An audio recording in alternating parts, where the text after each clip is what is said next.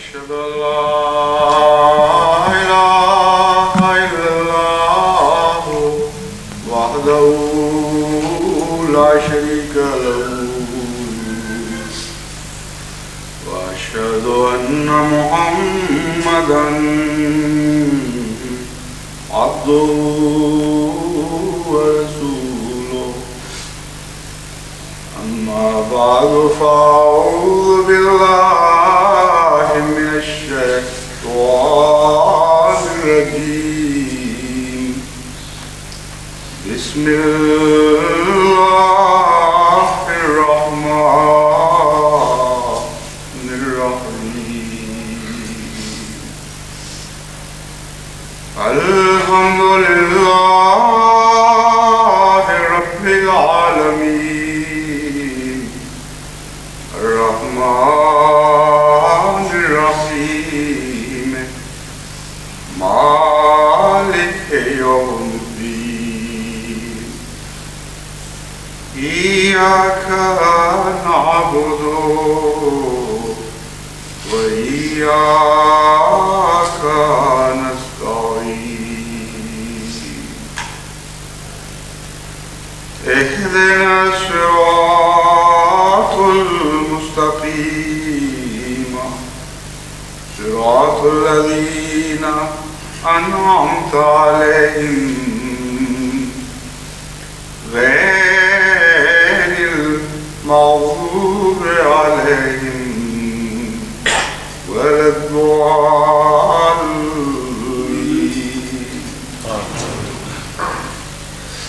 ولا تركنوا إلى الذين ظلموا فتمسكم النار وما لكم من دون الله من أولياء ثم لا تنصرون وأقم الصلاة طرفي النهار وزلفا من الليل إن الحسنات يذهبن السيئات ذلك ذكرى للذاكرين واصبر فإن الله لا يضيع أجر المحسنين فلولا كان من القرون من قبلكم أولو بقية ينهون عن الفساد في الأرض إلا قليلا ممن أنجينا منهم واتبع الذين ظلموا ما أتركوا فيه وكانوا مجرمين وما كان ربك ليهلك القرى بظلم وأهلها مصلحون ولو شاء ربك لجعل الناس أمة واحدة ولا يزالون مختلفين إلا من رحم ربك ولذلك خلقهم وتمت كلمة ربك لأملأن جهنم من الجنة والناس أجمعين وكلا نقص عليك من أنباء الرسل ما نثبت به فؤادك وجاءك في هذه الحق وموعظة وذكرى للمؤمنين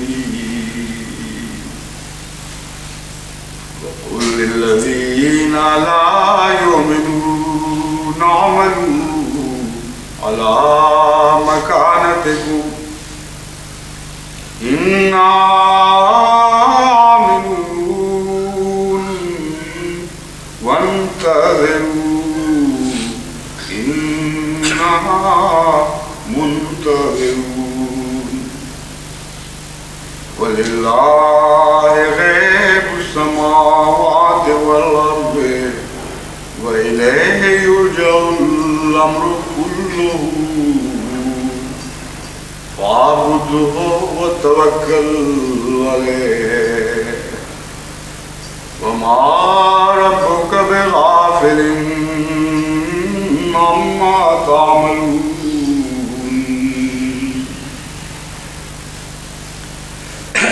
قرآن کریم کی جن آیات کی میں نے تلاوت کی ہے، اگرچہ یہ تلاوت جمعے کے لیے جو وقت مقرر ہوتا ہے اندازاً اس کی نسبت ذرا زیادہ ہے، لیکن مجبوری یہ درپیش ہے کہ اس میں ایک مکمل مضمون ہے جو اول سے آخر تک مربوط چلتا ہے، اور کسی جگہ بھی اس تلاوت کو اس سے پہلے جو میں نے ختم کیا ہے اگر ختم کیا جاتا تو وہ بات مکمل نہ ہو سکتی. اس لیے جہاں تک باریک تفسیری پہلو ہیں ان کو چھوڑتے ہوئے نسبتاً اس مضمون سے تعلق رکھنے والی بنیادی باتوں کو لیتے ہوئے میں ان آیات پر کچھ روشنی ڈالتا ہوں. سب سے پہلے تو خدا تعالیٰ یہ فرماتا ہے لا ترکنوا الی الذین ظلموا فتمسکم النار وما لکم من دون اللہ من اولیاء ثم لا تنصرون، کہ وہ لوگ جو ظلم کرنے والے ہیں ان کی طرف کسی پہلو سے بھی جھکو نہیں اور ان سے پناہ لینے کا خیال دل سے نکال دو. رکن کہتے ہیں اس ستون کو جو مضبوطی سے ایک جگہ قائم ہو، اور اس پر سہارا لینے کو رکنا کہتے ہیں. اس نے سہارا لیا، رکنا یا رکنو، سہارا لیا یا سہارا لیتا ہے. تو فرمایا جو لوگ تم پر ظلم کرنے والے ہیں ان سے کسی قسم کی بھی امید نہیں رکھنی اور کوئی سہارا ان پر نہیں لینا. فَتَمَسَّكُمُ النَّارُ، تمہیں بجائے اس کے کہ ان سے کوئی فائدہ پہنچے گا تمہیں آگ کا عذاب پکڑ لے گا. وَمَا لَكُم مِّن دُونِ اللَّهِ مِنْ أَوْلِيَاءَ ثُمَّ لَا تُنصَرُونَ، اور تمہارے لیے خدا کے سوا اور کوئی ولی نہیں. ثُمَّ لَا تُنصَرُونَ، اور اگر اس ولی کو چھوڑ کر تم کسی اور کی طرف جھکو گے تو لا تنصرون، کہیں سے کسی طرف سے بھی تمہاری مدد نہیں کی جائے. یہ ایک بہت ہی اہم بنیادی نقطہ ہے جسے مومن کو سمجھنا چاہیے. امر واقعہ یہ ہے کہ جب خدا کے نام پر کسی مومن کو تکلیف دی جاتی ہے تو غیر اللہ سے مدد کی ہر امید اٹھ جایا کرتی ہے. اور ما لکم من دون اللہ من اولیاء میں یہی نقشہ کھینچا گیا ہے کہ تم تو ایسی حالت میں آ چکے ہو کہ باقی ساری کشتیاں تمہاری جل گئی، ساری راہیں تم نے اپنے اوپر بند کر دی ہیں، کیونکہ دنیا والے تو کسی نہ کسی قدر مشترک کی بنا پر مدد کیا کرتے ہیں. دنیا والے تو سودوں کے نتیجے میں مدد کیا کرتے ہیں، کچھ اپنے اصول چھوڑنے پڑتے ہیں، کچھ ان کے اپنانے پڑتے ہیں. لیکن ایک ایسی جماعت جو کلیتاً اللہ کی ہو چکی ہو اور اصول میں ایک ذرہ برابر بھی نرمی کے لیے تیار نہ ہو، جس کو خریدا نہ جا سکتا ہو، جس کو اپنے مقاصد کے لیے ان کے اصولوں کے خلاف استعمال نہ کیا جا سکتا ہو، ان کی حالت تو یہ ہے کہ گویا ان کے لیے مدد کے سارے راستے ویسے ہی بند ہو چکے. اور چونکہ یہ محض اللہ کی خاطر ہے اس لیے تمہارے لیے خدا کے سوا اور کوئی ولی نہیں. اور اگر ایک دفعہ خدا کو ولی بنا کر اور دنیا کو اللہ کی وجہ سے دشمن بنا کر تم دنیا کی طرف جھکنے کی کوشش کرو گے تو تمہیں آگ ملے گی. آگ سے مراد یہاں جہنم کے سوا دنیا میں ناکامی اور حسرت کی آگ ہے. تم جتنی کوشش کرو گے تمہیں ہر طرف سے مایوسی اور حسرت کی آگ پہنچے گی اور تمہیں تسکین کے لیے کوئی چیز میسر نہیں آ سکے گی. اس لیے فرماتا ہے ما لکم من دون اللہ من اولیاء. یاد رکھو اللہ کے سوا تمہارا ولی کوئی نہیں رہا. ثم لا تنصرون. خدا کے سوا کسی کی طرف سے تم مدد نہیں کیے جاؤ گے.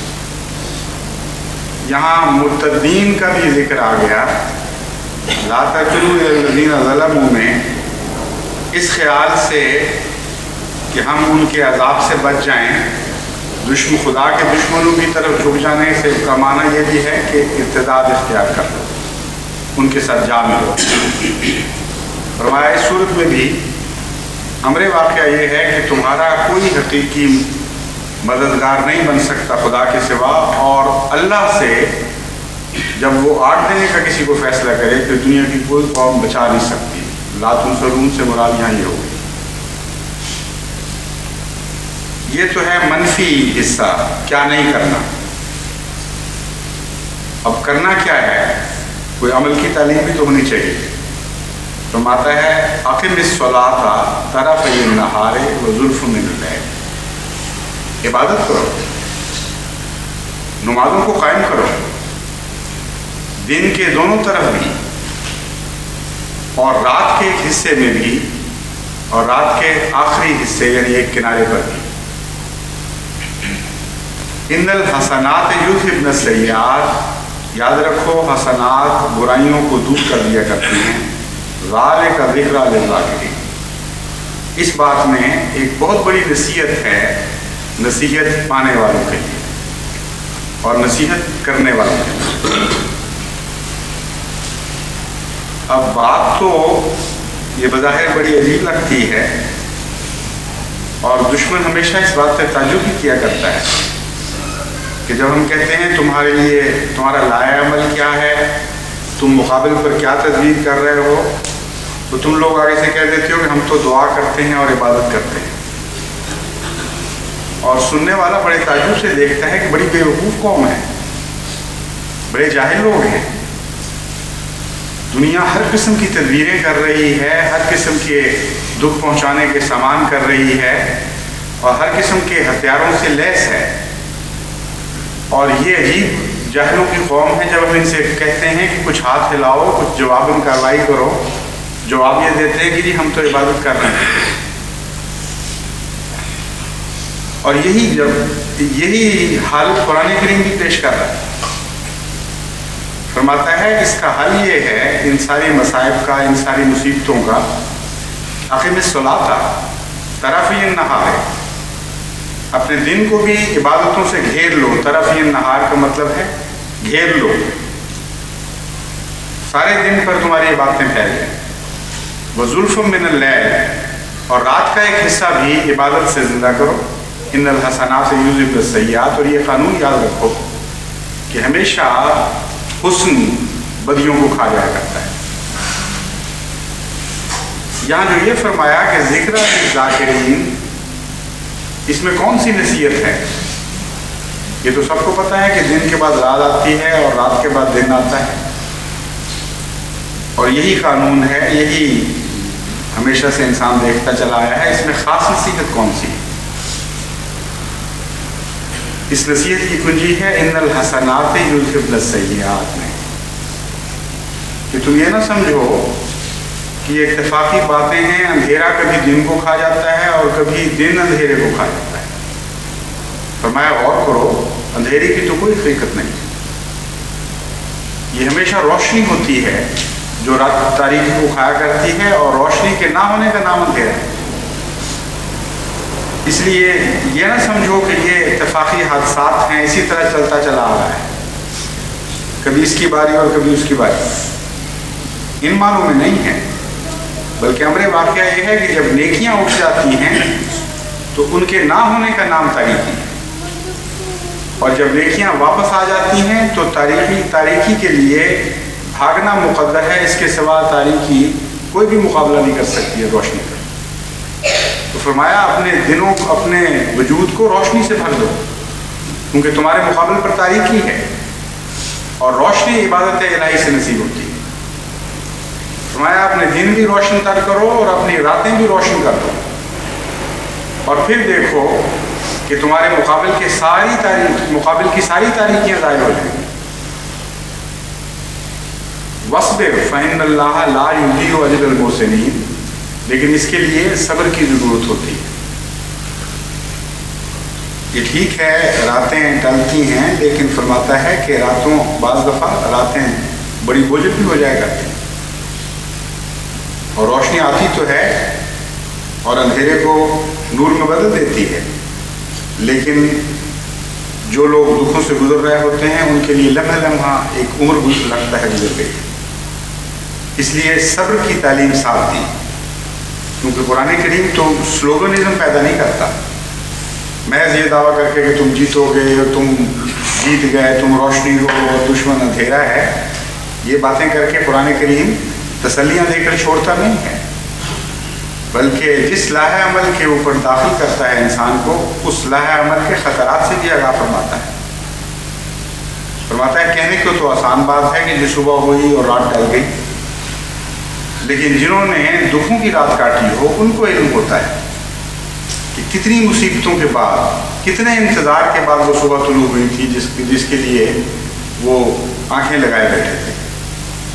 فرمایا وَاصْبِرْ، صبر ضرور تمہیں کرنا پڑے گا۔ ان اللہ لا یضیع اجر المحسنین، لیکن یہ یقین رکھو کہ حسن پیدا کرنے والوں کے اجر کو اللہ تعالیٰ ضائع نہیں کیا کرتا۔ محسن سے مراد نیک اعمال کرنے والا بھی ہے، محسن سے مراد تمام سوسائٹی میں، تمام معاشرے میں حسن بکھیرنے والا بھی ہے، اور محسن سے مراد عبادت کو اتنے خوبصورت رنگ میں ادا کرنے والا بھی ہے کہ اللہ کی نگاہیں اس پر پڑ رہی ہیں۔ چنانچہ حضرت صلی اللہ علیہ وآلہ وسلم نے محسن کی ایک یہ بھی تعریف فرمائی کہ اس طرح عبادت کرو، احسان کیا ہے؟ اس طرح عبادت کرنا جیسے تم خدا کو دیکھ رہے ہو اور پھر خدا تمہیں دیکھ رہا ہے۔ ایسی خوبصورت ہو جائے تمہاری عبادت کہ اللہ کے پیار کی نگاہیں پڑنے لگیں۔ فرمایا ایسی صورت میں تمہیں کیسا نقصان پہنچ سکتا ہے؟ تم تو خدا کی آنکھوں کے سامنے رہو گے، دن کو بھی خدا کی نگاہوں کے سامنے رہو گے اور راتوں کو بھی خدا کی نگاہوں کے سامنے رہو گے۔ اس لیے وہم و گمان بھی دل میں نہ لانا کہ تم ناکام ہو۔ یہ تو مومنوں سے خطاب ہے۔ اس کے بعد فرماتا ہے ان لوگوں کے متعلق جو ظلم کرنے والے ہیں، جو اپنے مقدر بگاڑ لیتے ہیں اپنے ہاتھوں سے۔ فرماتا ہے لولا کان من القرون من قبلکم اولو بقیۃ ینہون عن الفساد فی الارض، کاش ایسا کیوں نہ ہوا کہ تم سے پہلے جو لوگ گزرے، جو بستیاں آئیں، ان میں صاحب عقل لوگ ہوتے، عقل و دانش سے کام لیتے، وہ دنیا کے اوپر نظر ڈال کر اس کے تجارت سے فائدہ اٹھانے والے ہوتے اور فساد سے روکنے والے بن جاتے۔ الا قلیلا ممن انجینا منہم، مگر ایسے لوگ بہت تھوڑے تھے اور ان کو ہم نے ان لوگوں کے ساتھ نجات عطا کر دی جن کو ہم نے نجات بخشنی ہی تھی، یعنی مومن۔ یہاں فساد سے روکنے والوں سے مراد ظالموں کی قوم میں سے صاحب عقل لوگ مراد ہیں۔ ممن الا قلیلا ممن انجینا منہم میں اس طرف اشارہ ہے کہ جن کو ہم نے نجات بخشی یعنی مومنین، ان میں تھوڑے سے وہ بھی شامل تھے، ایسا تو ہوتا رہا، لیکن قوم کی اکثریت نے فساد سے روکنے کا کام نہیں کیا۔ اس میں ایک بہت بڑی گہری حکمت کی بات ہے، اور وہ یہ کہ جب ظلم شروع ہو جائے کسی قوم کی طرف سے تو تو خدا تعالیٰ چونکہ متنبع کر چکا ہے کہ ان کی ہلاکت کے دن پھر آیا کرتے ہیں، اس وقت یہ عذر پھر خدا کے سامنے پیش نہیں ہوا کرتا کہ اے خدا ہم تو ظلم کرنے والے نہیں تھے، ہم تو پسند نہیں کرتے تھے اس بات کو۔ فرمایا تمہاری ذمہ داری ادا نہیں ہوئی، تم ان لوگوں میں سے کیوں نہیں ہوئے جنہوں نے فساد کو روکا؟ جب تم ظلم اور فساد کو دیکھتے ہو، اگر تم اسے روکنے کی کوشش نہیں کرتے تو تمہاری ذمہ داری ادا نہیں ہوتی۔ اس لیے جب پکڑ کا وقت آتا ہے تو ایسے لوگ بھی ساتھ مارے جاتے ہیں۔ وہ یہ نہیں کہہ سکتے پھر کہ جی ہم تو شریف لوگ تھے، ہم نے تو حصہ ہی نہیں لیا۔ اور جب پکڑ کے وقت آتے ہیں تو ہر سطح پر یہی ہوتا ہے، کچھ لوگ جرم کر رہے ہوتے ہیں، کچھ خاموشی سے ان کا تماشا دیکھ رہے ہوتے ہیں، کچھ باہر کھڑے داد دے رہے ہوتے ہیں۔ جب سزا ملنے لگتی ہے تو کہتے ہیں جی ہم تو نہیں تھے، اس نے مارا تھا، میں نے تو نہیں مارا۔ اور بعض فرقے بھی پھر ایسی باتیں کرتے ہیں کہ جی فلاں فرقے والے تھے، ہم تو نہیں۔ اللہ تعالیٰ نے قانونی وہ رکھ دیا بچنے کا جس میں منہ کی باتیں کام نہیں آ سکتی، جس میں اتنا کردار ہے، اتنی مردانگی ہے، اتنی شرافت ہے کہ وہ بدی کو دیکھ کر برداشت نہیں کر سکتا، اور اگر ہاتھ سے نہیں روک سکتا تو منہ سے کم اس کے خلاف اعلان کرنا شروع کر دیتا ہے اور کہتا ہے کہ یہ ظلم ہے، یہ غلط ہے۔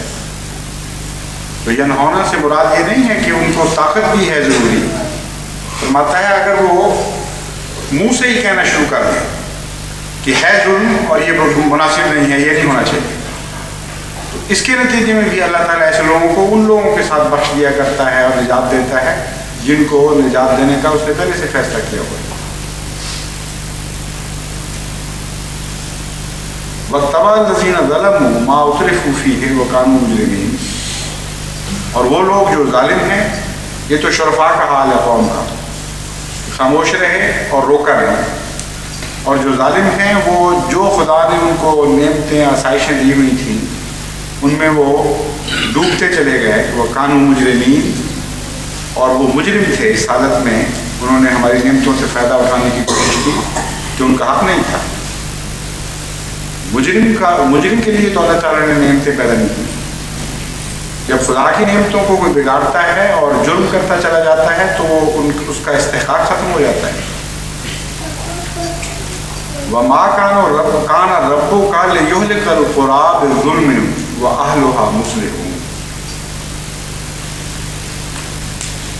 اللہ تعالیٰ کسی بستی کو ظلم کی راہ سے ہلاک نہیں کیا کرتا۔ وَأَهْلُهَا مُصْلِحُونَ، یہاں مصلحون کی تعریف فرمائی ایک اور جو عام دنیا والے اپنے لیے کہتے ہیں کہ ہم اصلاح کرنے والے ہیں، ان سے مختلف ہے۔ یہ پہلی آیت کی روشنی میں تعریف کی گئی۔ فساد کو روکنے والے، ظلم اور شقاوت قلبی کو ختم کرنے والے، یہ مصلحین ہوا کرتے ہیں۔ چنانچہ قرآن کریم نے پہلے بھی اسی مضمون کو اسی طرح بیان فرمایا ہے، وَإِذَا قِيلَ لَهُمْ لَا تُفْسِدُوا فِي الْأَرْضِ قَالُوا إِنَّمَا نَحْنُ مُصْلِحُونَ۔ وہ کہتے ہیں ہم تو اصلاح کرنے والے ہیں، ہم تو زبردستی روک رہے ہیں فتنہ پردازی سے، ہم تو زبردستی لوگوں کے ایمان ٹھیک کر رہے ہیں، مار مار کے ان کے کلمے درست کرا رہے ہیں، مار مار کے ان کو نمازیں پڑھوا رہے ہیں، ہمیں کہتے ہو کہ ہم فسادی۔ فرماتا ہے أَلَا إِنَّهُمْ هُمُ الْمُفْسِدُونَ وَلَٰكِن لَا يَشْعُرُونَ۔ بے وقوفو سنو، تم ہی فسادی ہو، اللہ جانتا ہے کہ تم فسادی ہو۔ یہاں اس کی مزید تشریح فرما دی کہ جب دنیا میں دکھ دیے جاتے ہیں، ناجائز ظلم کیے جاتے ہیں خدا کے نام پر، ہر قسم کے ستم ڈھائے جاتے ہیں، اس وقت جو منہ سے بھی نہیں روکتا وہ فسادی ہے، اور مصلحین وہی لوگ ہیں جو ظلم کی حالت میں جب بستیوں کو ظلم ہو رہے ہوں اس وقت وہ پھر اصلاح کی کوشش کیا کرتے ہیں۔ بڑا کھول دیا ہے مضمون تاکہ کسی کو غلط فہمی نہ رہے۔ فرماتا ہے جہاں تک اس بات کا تعلق ہے کہ ہم ایک امت بنانے کے لیے زبردستی کر رہے ہیں، ایک ہاتھ پر اکٹھا کرنے کے لیے فتنوں کی جڑیں کاٹ رہے ہیں، تو فرمایا یہ تو اللہ کا کام ہے، یہ تمہارا کام ہے۔ वलौ शाअ रब्बुका लजअल अन्नास उम्मतन वाहिदतन, तुम कौन होते हो उम्मत वाहिदा बनाने वाले? अगर अल्लाह चाहता तो सारे बनी नौ इंसान को एक उम्मत बना देता। क्या तुम्हारे डंडे का इंतजार कर रहा है खुदा ताला कि तुम डंडे हाथ में पकड़ो तो उस खुदा की उम्मत वाहिदा बन जाए दुनिया? तुम आता है ला यज़ालून मुख्तलिफून, हम ये भी बता देते हैं कि जितना मर्जी जोर लगा ले उनके इख्तलाफ दूर नहीं हो सकते कभी, क्योंकि जब तक खुदा फैसला न करे कि एक उम्मत वाहिदा बन जाए उस वक्त तक मुमकिन ही नहीं कि इंसान अपने इख्तलाफ दूर कर ले।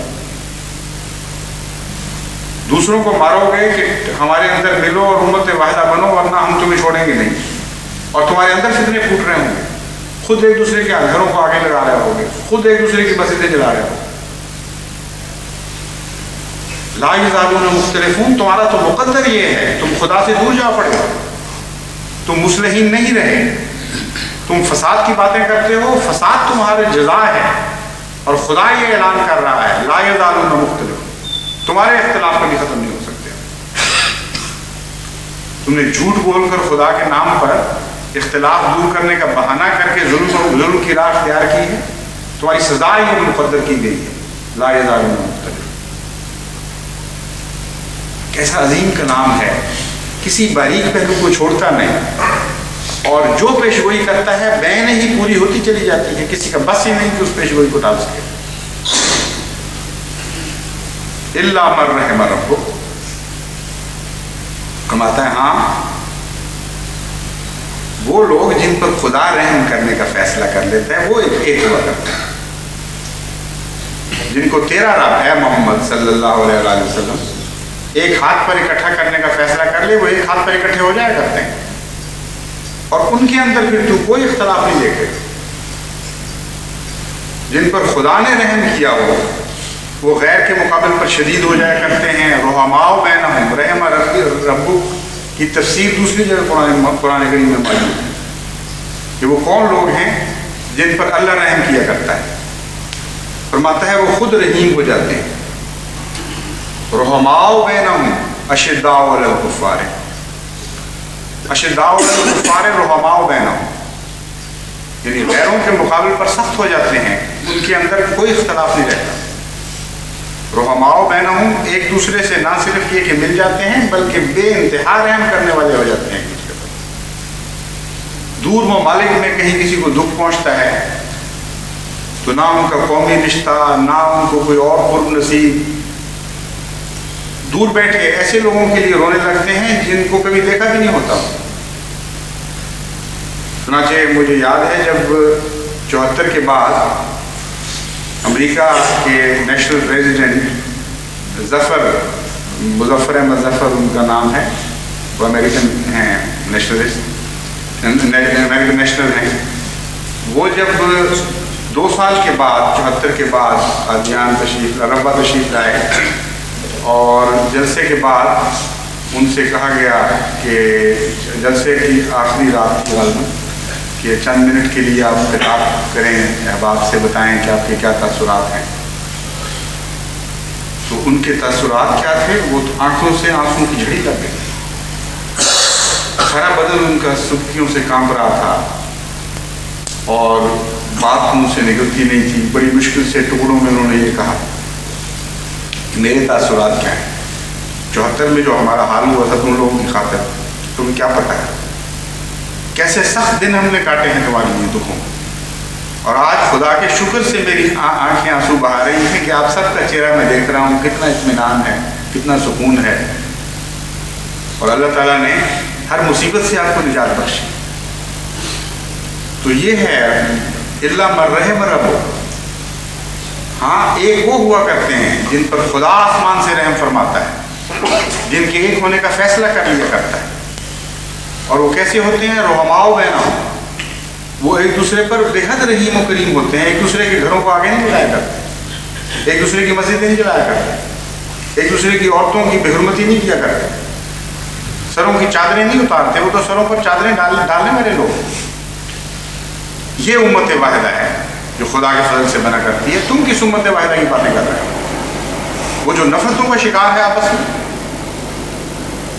جس کی ساری زندگی ایک دوسرے کے خلاف سازشوں میں مصروف رہتی ہے.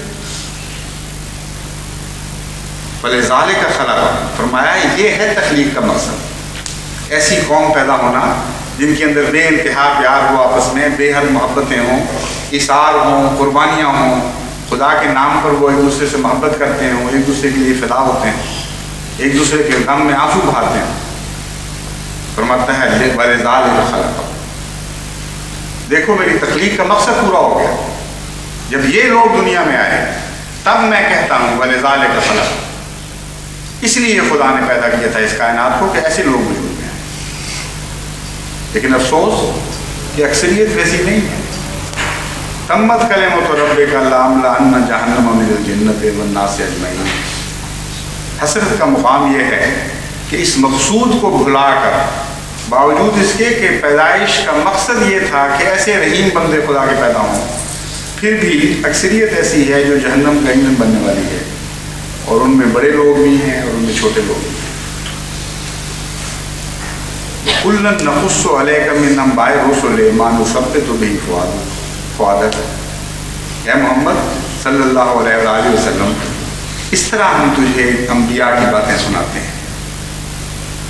مَا نُثَبِّتُ بِهِ فُؤَادَكَ، تاکہ غموں اور دکھوں کے وقت میں تمہارے دل کو ڈھارس ملے، تمہیں سہارا ملے.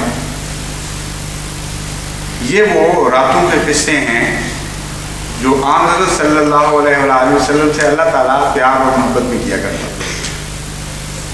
جس طرح دکھوں کی راتوں میں مائیں تسلی دیتی ہیں بچوں کو، کوئی بات نہیں، ابھی یہ دن آنے والا ہے، صبح ہو جائے گی، فکر نہ کرو، تسلی رکھو. اس طرح ہی ہمارا رب حضرت اقدس محمد مصطفیٰ صلی اللہ علیہ وآلہ وسلم کو تسلیاں دیتا تھا، اور یہ انداز ہے تسلی. ساتھ ساتھ پرانے لوگوں کی باتیں، کس طرح قومیں مخالفتوں میں ہلاک ہوئی، کس طرح دکھوں سے لوگ گزرے، اور خدا کے رحم کی علامت کیا ہے. کس طرح مخالفین آپس میں ہی ایک دوسرے سے لڑتے اور ایک دوسرے کے خلاف حسد کی آگ میں جلتے ہیں. کس طرح مومنین کا حال ہے کہ وہ ایک دوسرے کے غم میں، ایک دوسرے کے دکھ کے لیے اپنی جان پر ایک موت وارد کر لیتے ہیں. فرمایا اور آخر کو یہی جیتا کرتے ہیں. یہ دیکھو ہمارا انداز تسلی، دیکھو کس طرح ہم تجھے پیار کی باتیں سکھا کر تمہارے لیے ڈھارس دیتے ہیں، تمہیں سہارا دیتے ہیں کہ تسلی کے ساتھ ہمارے ساتھ باتیں کرتے ہوئے، پیار کی باتیں سنتے ہوئے، یقین کی حالت میں ان دکھوں کے وقت سے گزر جاؤ. وَجَاءَكَ فِي هَٰذَا الْحَقُّ وَمَوْعِظَةٌ وَذِكْرَىٰ لِلْمُؤْمِنِينَ.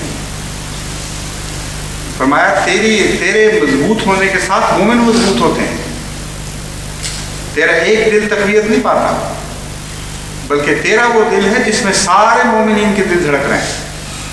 جب ہم تیرے دل کو ڈھارس دیتے ہیں تو مومنوں کے دل ڈھارس پا جاتے ہیں.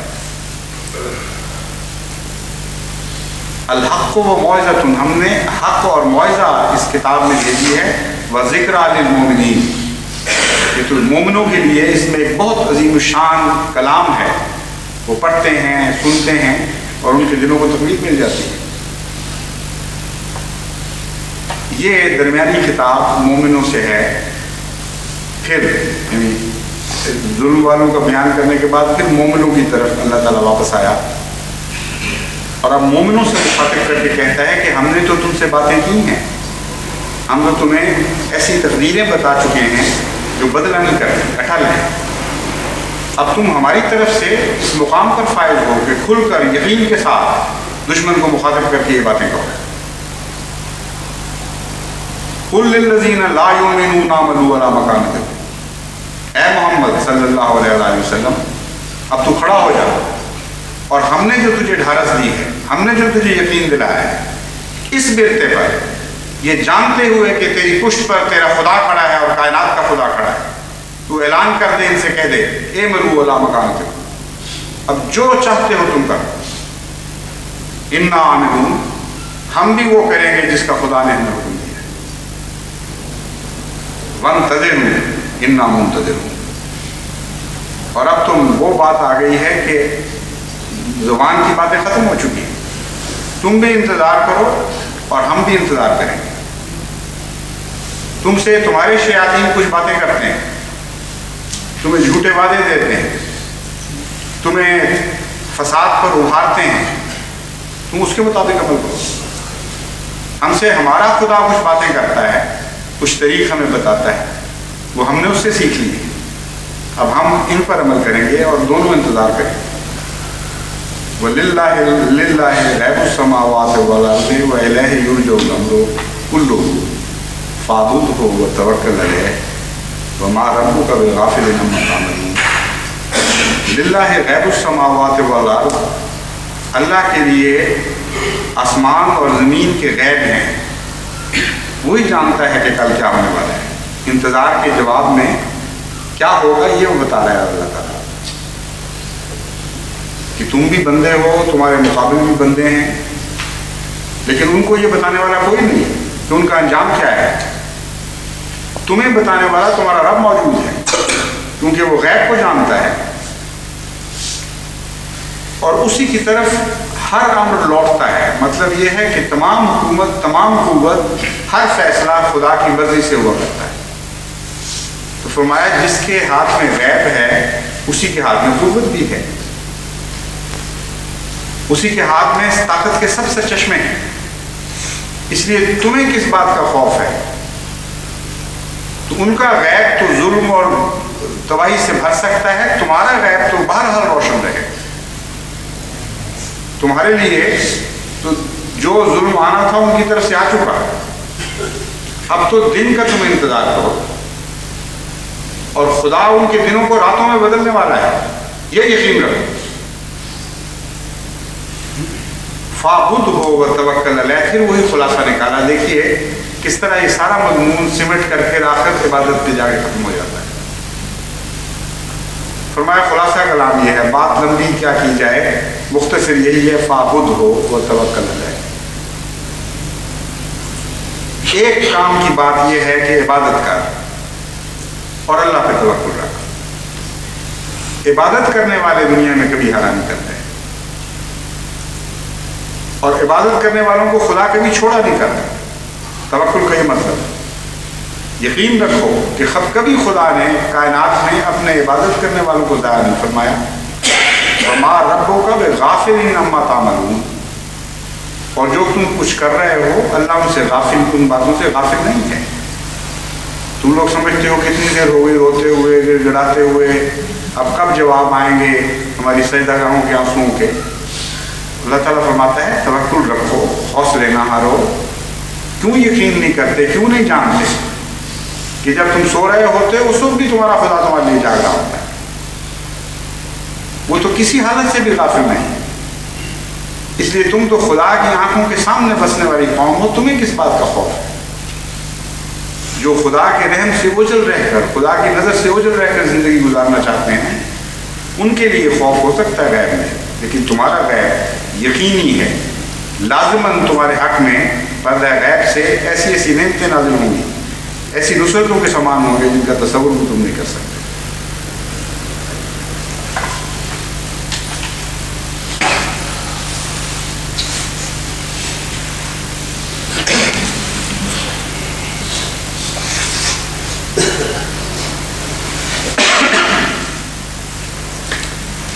الحمدللہ نحمدہ ونستعینہ ونستغفرہ ونؤمن بہ ونتوکل علیہ ونعوذ باللہ من شرور انفسنا ومن سیئات اعمالنا، من يهده الله فلا مضل له ومن يضلل فلا هادي له، ونشهد أن لا إله إلا الله وحده لا شريك له، ونشهد أن محمدًا عبده ورسوله،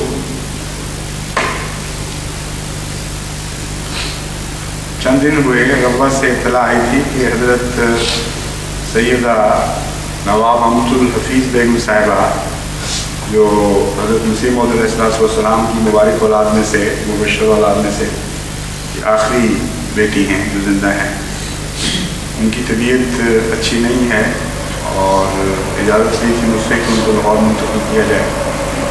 चुनांचे कहा कि फौरी तौर पर जाना चाहिए लाहौर। चंद दिन हुए लाहौर से ये इत्तला मिल रही थी कि डॉक्टर तहकीक कर रहे हैं और काफ़ी तशवीश की सूरत है। बज़ाहिर तो इस वक्त फौरी ख़तरा तो कोई नहीं है, लेकिन जिस बीमारी की तशख़ीस हुई है उससे डॉक्टर बहुत मुतफक्किर हैं और इस वक्त ये सोच रहे हैं कि ऑपरेशन होना चाहिए या नहीं होना चाहिए। तो अहबाब जमात ख़ास तौर पर बड़े लिहाज से याद रखें दुआ में,